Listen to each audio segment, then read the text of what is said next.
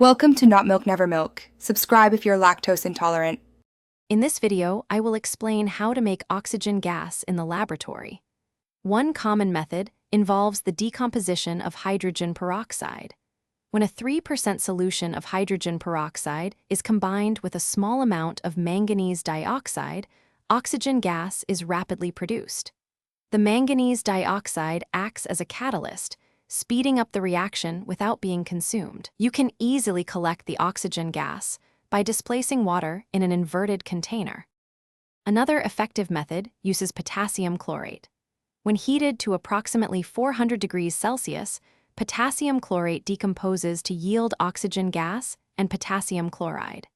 Adding a small amount of manganese dioxide as a catalyst can significantly lower the required decomposition temperature, often to around 200 degrees Celsius.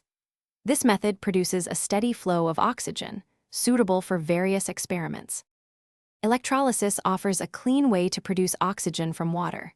By passing an electric current through water, it splits into its constituent elements, hydrogen and oxygen. Typically, two electrodes, often made of inert materials like platinum or graphite, are submerged in the water.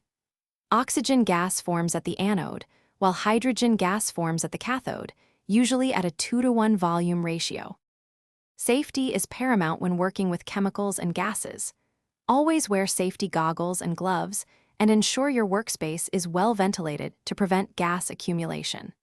Laboratory-produced oxygen is invaluable for demonstrating combustion, studying respiration, and conducting various chemical reactions. It's a fundamental gas in many scientific investigations, providing a hands-on understanding of chemical principles. Thanks for watching. If this was helpful, leave a like and consider subscribing. See you next time.